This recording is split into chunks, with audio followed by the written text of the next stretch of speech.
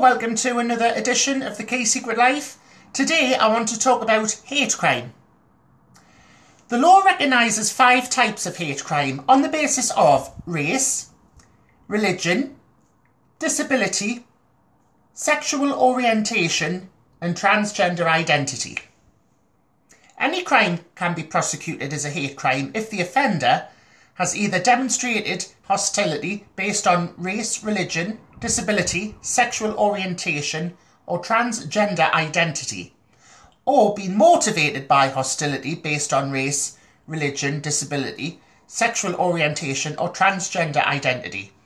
Someone can be a victim of more than one type of hate crime, and these crimes are covered by the legislation Crime and Disorder Act 1998 and Section 66 of the Sentencing Act 2020, and that basically allows prosecutors to apply for an uplift in sentence for those convicted of a hate crime. The police and the CPS have agreed the following definition for identifying and flagging hate crimes. Any criminal offence which is perceived by the victim of any other person to be motivated by hostility or prejudice based on a person's disability or perceived disability, race or perceived race, religion or perceived religion, or sexual orientation or perceived sexual orientation, and also transgender identity or perceived transgender identity.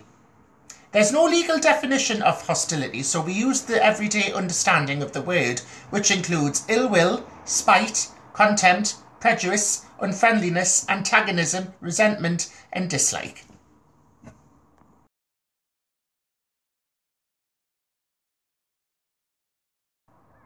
The police investigate and obtain evidence to show a crime has been committed. In hate crime cases, these include gathering evidence that the victim has been targeted because of their race, religion, disability, sexual orientation or transgender identity, or because of what the offender believes to be their race, religion, disability, sexuality or transgender identity. The CPS is responsible for deciding which cases go to court. This includes taking a decision on whether there is enough evidence to prosecute a crime as a hate crime. If an offender pleads not guilty, the CPS are responsible for preparing and presenting the case against them at court.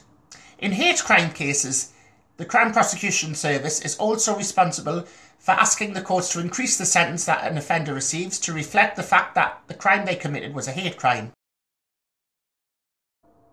I mean, I've had hate messages on Messenger by a man from Leicester saying I was mentally ill for dressing like a woman when I go out, like to the scene and that or any other places, saying I should consider suicide and basically I should have been shot at birth. So what I did was reported it online, and I just want to give a huge shout out to Ross Hogarth Willis from Northern Pride for his encouragement for me to report it online to Northumbria Police. So I just want to say thank you very much, Ross, and I hope you're well as your other half.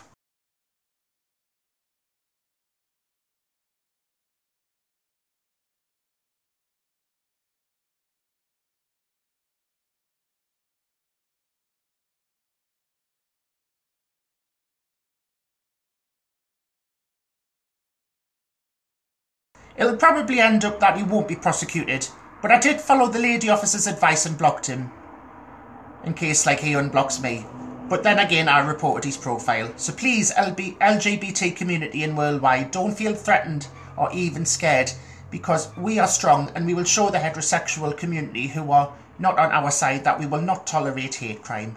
So again, I strongly urge you to report it. Well, that's it for this episode. See you all again soon. Until the next time, goodbye. Nearly lost me words there. He used to give me roses. I wish he could again, but that was on the outside,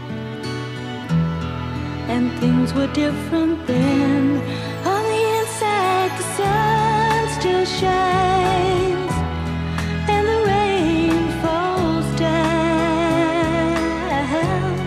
but the sun